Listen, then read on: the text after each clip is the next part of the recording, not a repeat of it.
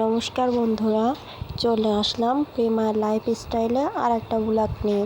আমার এই ব্লগে আপনাদের সবাইকে স্বাগত। আমার এই ব্লগটা আপনাদের যদি ভালো লাগে তো প্লিজ একটা লাইক করবেন, সাবস্ক্রাইব করে দিবেন আমার চ্যানেলটাকে। ধন্যবাদ সবাইকে। কালকে ভিডিও করতে পারিনি ঝড়ের কারণে, তো কারেন্টও ছিল না কালকে সারাদিন। তো আজকে আমি ভিডিওটা তৈরি করছি। তো ভিডিওটা তৈরি করার আগে সকালে কাজকাম সেরে সকালে রান্নাবান্না সেরে খাওয়া দাওয়া সেরে এই যে পূজা দিয়ে, তো এবার আমি দুপুরে কি রান্না করব সেটাই আপনাদের আজকে দেখাবো। তো দেখেন, আলু নিয়েছি আর সাথে দুইটা ছোট ছোট বেগুনও আছে। তো এটা দিয়ে আজকে দুপুরের রেসিপিটা তৈরি করব। এই যে 4 পিস মাছ ছিল ফ্রিজে, তো এই মাছ দিয়েই আজকে রান্নাটা করব। সাথে যে 2টা আলু দেখালাম ওটা দিয়ে আমি সয়াবিন আর আলু করব। তো এই যে কথা বলতে বলতে আমি মাছটা ভাজি করে নিচ্ছি। তো মাছটা ভাজি করা হয়ে গেলে এই তেলে আমি সয়াবিনটা ভাজি করে নেব, কারণ পেঁয়াজ রসুন দিয়ে রান্না করব। তো এই যে মাছটা আমার ভাজা হয়ে গেছে। তো মাছটা ভাজা হয়ে গেছে, মাছটা আমি উঠিয়ে নেব। মাছটা উঠানোর পরে এই তেলেই আমি সয়াবিনগুলো দিয়ে দেব। সয়াবিনগুলো ভালোভাবে ভেজে নেব। এই যে সয়াবিনটা দিয়ে দিয়েছি। তো সয়াবিনটা ভালোভাবে ভাজি করে নেব। আবহাওয়া খুব একটা ভালো না, ঝড় বর্ষা লেগে আছে। তো রান্না বান্নার সময় কারেন্টে একটু সমস্যা হচ্ছে। কালকে সারাদিন কারেন্ট ছিল না, আজকেও একটু কারেন্ট যাচ্ছে একটু কারেন্ট আসতেছে, এটাই হচ্ছে সমস্যা। আসলে যখন আমাদের কারেন্টের ছিল না তখন আমাদের দিনটা ভালোই চলতো। এখন কারেন্ট এসে দিনটা এমন হয়েছে যে কারেন্ট না হলে আমাদের একটা দিনও যায় না। এই যে কথা বলতে বলতে সয়াবিনটা ভাজা হয়ে গেছে প্রায়। তো আমি সয়াবিনটা ভাজা হয়ে গেলে সয়াবিনটা উঠিয়ে নেব। সয়াবিনটা আমার ভাজা হয়ে গেছে, তো উঠিয়ে নিচ্ছি।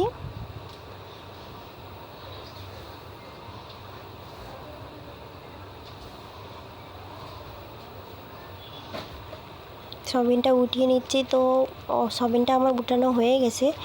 সয়াবিনটা উঠানো হয়ে গেলে আমি কড়াইতে অল্প পরিমাণে তেল দিয়ে আলুটা ভাজি করে নেব।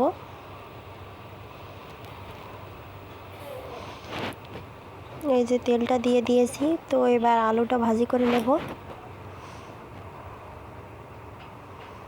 আলুতে একটু জল ছিল, তো জলটা ফেলে দিচ্ছি। তো এবার আলুটা ভাজি করে নিচ্ছি। আলুতে সামান্য পরিমাণ লবণ ও সামান্য পরিমাণ হলুদ দিয়ে আমি আলুটা ভাজি করে নেব, যাতে আলুটা দেখতেও সুন্দর লাগে।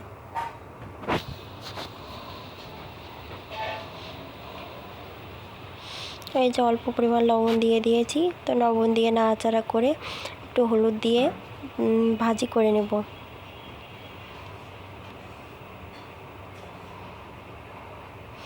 তো পরিষ্কার ভালোভাবে দেখা যাচ্ছে না, কারণ কারেন্টটা নেই, অন্ধকারে রান্না করতে হচ্ছে।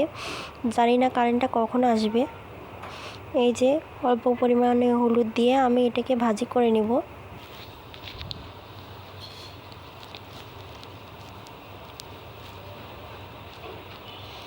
আলুটা আমার ভাজি করা হয়ে গেছে, তো আলুটা আমাকে উঠিয়ে নেব। আলুটা উঠিয়ে নিয়ে আমি আজকে পেঁয়াজ রসুন দিয়ে মাংসের মতো করে রান্না করব সয়াবিনটা। এটা খেতে নাকি খুবই ভালো লাগে তাদের কাছে। তো সেই জন্য আমি এই যে পেঁয়াজ কুচি, রসুন বাটা ও লঙ্কা বাটা নিয়ে নিয়েছি, সাথে জিরে বাটাও আছে, আর সাথে একটু গরম মশলা গুঁড়ো অ্যাড করব। এটা দিয়ে আজকে সয়াবিনটা রান্না করব কষিয়ে।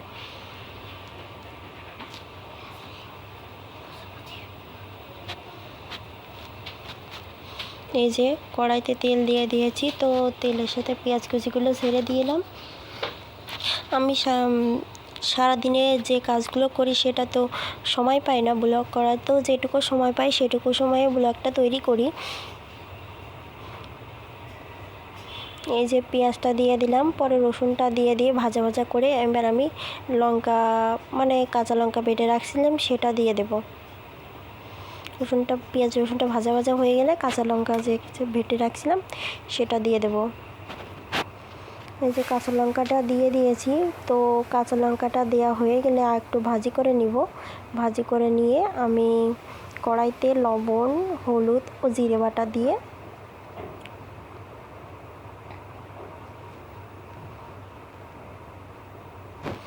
ভালো করে কষিয়ে নেব। কষিয়ে নিয়ে আলু সয়াবিনটা একবারে দিয়ে দেব।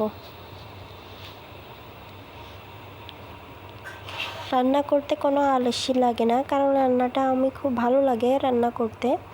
তো যখন যেটা মন চায় তখন সেটা করতে পারি। এটা যৌথ পরিবারে এগুলো হয় না যে যখন যার মন চায় সেটা করার। তো আমার তো যৌথ পরিবার না, আমাদের 3 জনের ছোট্ট একটা ফ্যামিলি। তো যখন যেটা মন চায় তখন সেটা করতে পারি, এটাই অনেক। এই যে লবণ দিয়ে দিয়েছি, তো এবার হলুদ দিয়ে দেব পরিমাণ মতো হলুদ দিয়ে কষিয়ে নেব তরকারিটা।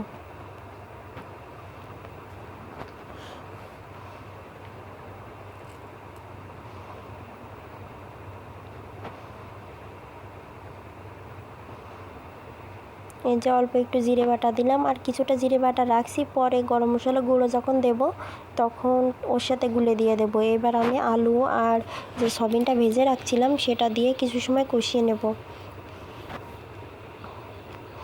একটু কষানো মানে ভাজা ভাজা হয়ে গেলে তো আমি এটা জল দিয়ে দেব পরিমাণ মতো, বেশি ঝোল রাখবো না।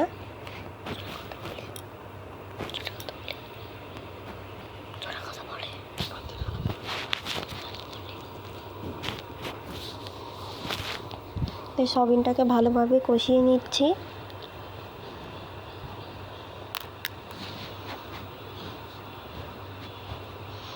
সয়াবিনটা কষানো হয়ে গেছে প্রায়।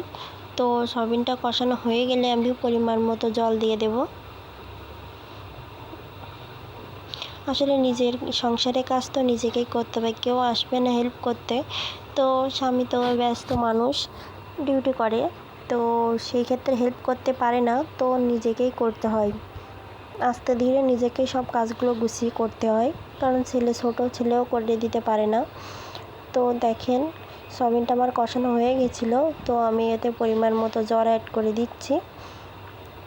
অল্প পরিমাণে জল দেবো, কারণ আলুটা সয়াবিনটা আগে থেকে ভাজা আছে, প্রায় সিদ্ধ হয়ে গেছিলো। তো ঝোল রাখার জন্য ঝোলটা দিতেই হবে। তো এই যে ঝোলটা দিয়ে দিয়েছি। তো এই যে ঝোলে বলক এসে গেছে, তো জিরে আর অল্প একটু গরম মশলা গুঁড়ো গুলে দিয়ে দিয়েছি। তো লাস্টে আমি একটু গরম মশলার গুঁড়ো অ্যাড করব।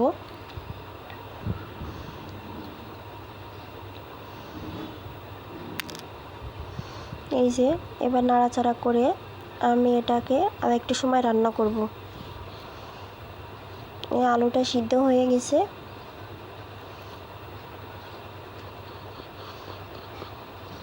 দেখেন কারেন্ট না থাকলে এদিকটা মেঘলা মেঘলা হয়েছে, আবার রোদ বেরোচ্ছে, বুঝতে পারছি না যে কি হচ্ছে। এই যে প্রায় হয়ে এসেছে। তো আমি এতে অল্প পরিমাণ গরম মশলার গুঁড়ো অ্যাড করব।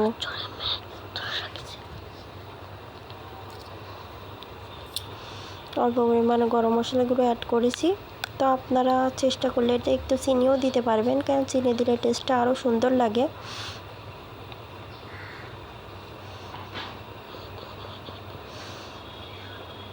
এই যে প্রায় হয়ে এসেছে আমার তরকারিটা, ভালো করে নেড়ে দিচ্ছিলাম যাতে লেগে না যায়।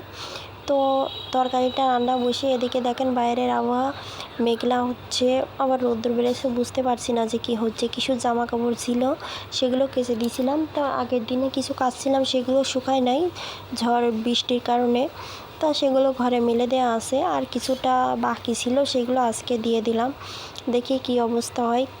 দেখছি কিছু সময় রৌদ্র উঠছে, আবার কিছু সময় মেঘলা করছে, বুঝতে পারছি না যে কি অবস্থা হবে। আবার ঝড় উঠলে তখন জামা কাপড়গুলো শুকাবে না, এটা নিয়ে একটু চিন্তায় আছি।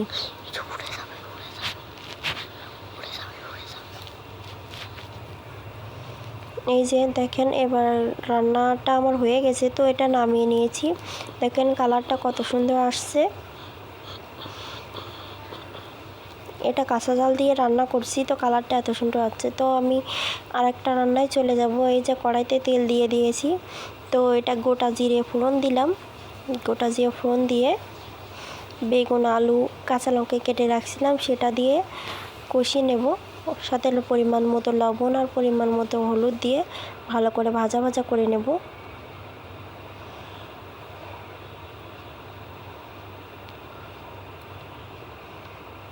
এই যে পরিমাণ মতো লবণ, আর লবণ দিয়ে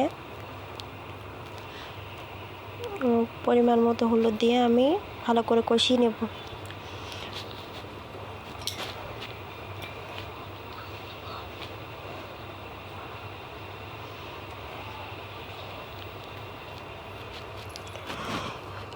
ভালো করে কষিয়ে নিলে ঝোলটা কম দিলেও তাড়াতাড়ি সিদ্ধ হয়ে যায়। এই যে ভালো করে কষিয়ে নিচ্ছি।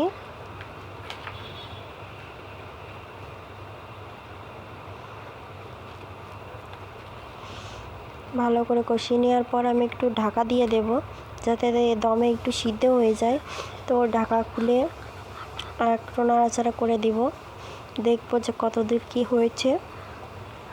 প্রায় ভাজা ভাজা হয়ে গেছে, তো আমি ভাজা ভাজা হয়ে গেছে, এবার পরিমাণ মতো জল দিয়ে দেব। অল্পই জল দেবো, কারণ এই তরকারিটা মোটেও ঝোল রাখবো না, জায়গা মাখা মাখা একটু চচ্চড়ির মতো থাকবে।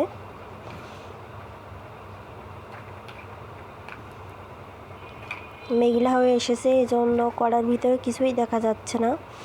তো এই যে কারেন্টটা চলে এসেছে, তো কারেন্ট চলে আসলে দেখেন আমি দেখছিলাম খুন্তি দিয়ে, তো অল্প একটু সিদ্ধ হয়েছে। তো আমি মাছগুলো এবার দিয়ে দেব, মাছগুলো দিয়ে ভালো করে নাড়াচাড়া করে দিব, এই আর কি। আর আমি কিছুটা ঝোল উঠায় রাখছিলাম, যে জিরে বাটাটা আছে সেটা আমি গুলে তারপরে এর ভিতরে দিয়ে দেব। তো আমি কিছুটা ঝোল উঠিয়ে রাখবো বাটিতে,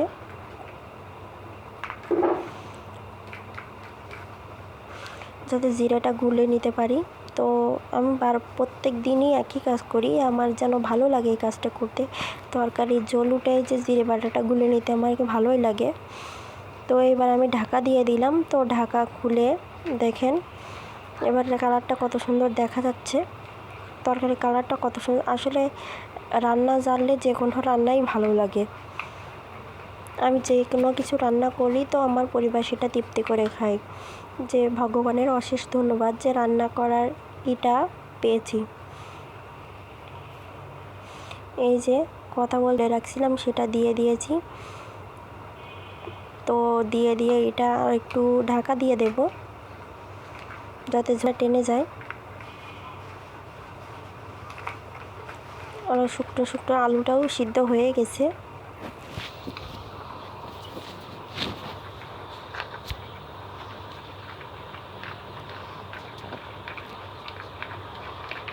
এই যে আর একটু ঢাকা দিয়ে দিয়েছি। তো ঢাকা খুলে দেখি তরকারিটা প্রায় রেডি হয়ে গেছে। তো এই দেখেন অল্প পরিমাণে ঝোল রাখছি, কারণ ঝোলটা খেতে সবাই পছন্দ করেন আমার বাড়িতে। এই যে তো তরকারিটা আমি এবার নামিয়ে নেব। তরকারিটা নামিয়ে নিয়েছি। তো দেখেন তরকারি কালারটা কত সুন্দর আসছে, ঝোল না রাখলেও কিন্তু তরকারিটা খেতে ভালোই লাগে। তো আজকের ব্লগটা আমার এই পর্যন্ত। এই যে রান্না করি সয়াবিন আলু, সাথে বেগুন দিয়ে সিলভার মাছ ছিল 4 পিস। ধন্যবাদ সবাইকে।